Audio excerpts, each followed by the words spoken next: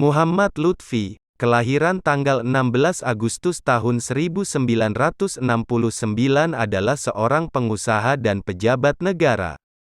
Sejak September tahun 2020 ia ditugaskan menjadi Duta Besar Indonesia untuk Amerika Serikat.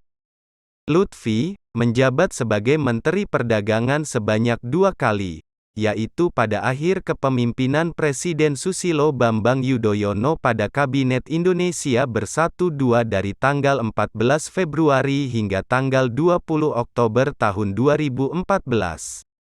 Dan, pada periode kedua kepemimpinan Presiden Joko Widodo pada Kabinet Indonesia Maju sejak tanggal 23 Desember tahun 2020 hingga tanggal 15 Juni tahun 2022.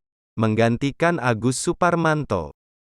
Kemudian pada tanggal 15 Juni tahun 2022, Presiden Joko Widodo, Jokowi, resmi mencopot Muhammad Lutfi dari jabatan Menteri Perdagangan, Mendak, dan melantik Ketua Umum Partai Amanat Nasional Zulkifli Hasan sebagai penggantinya. Artinya, selama sisa masa kepemimpinan Presiden Jokowi, Muhammad Lutfi tidak lagi menjabat sebagai Menteri Perdagangan, tetapi resmi digantikan oleh Zulkifli Hasan.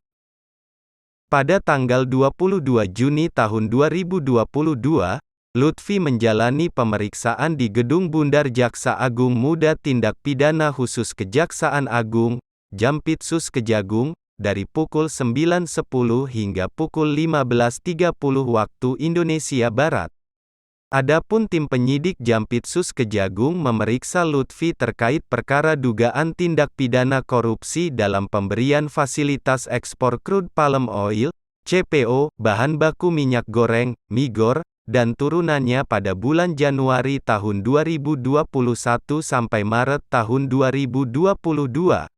Jampitsus Febri Adriansyah yang tiba di Gedung Bundar sekitar pukul 14.30 itu enggan berbicara banyak mengenai pemeriksaan ini, termasuk potensi munculnya tersangka baru. Lutfi sendiri memenuhi panggilan ini menggunakan sebuah mobil bertipe Multi-Purpose Vehicle, MPV, yakni Mitsubishi Expander berwarna hitam dengan nomor polisi B168GO.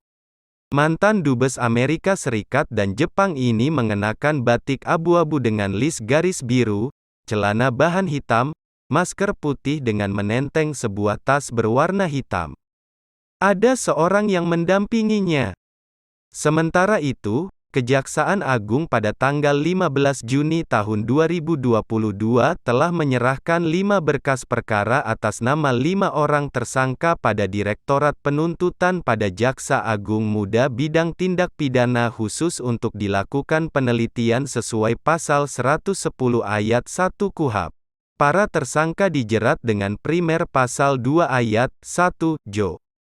Pasal 18 UU RI Nomor 31 Tahun 1999 tentang pemberantasan tindak pidana korupsi sebagaimana telah diubah dan ditambah dengan UU RI Nomor 20 Tahun 2001 tentang perubahan atas UU RI Nomor 31 Tahun 1999 tentang pemberantasan tindak pidana korupsi, Junto Pasal 55 ayat 1 ke 1 KUHP kemudian, subsider Pasal 3 Jo.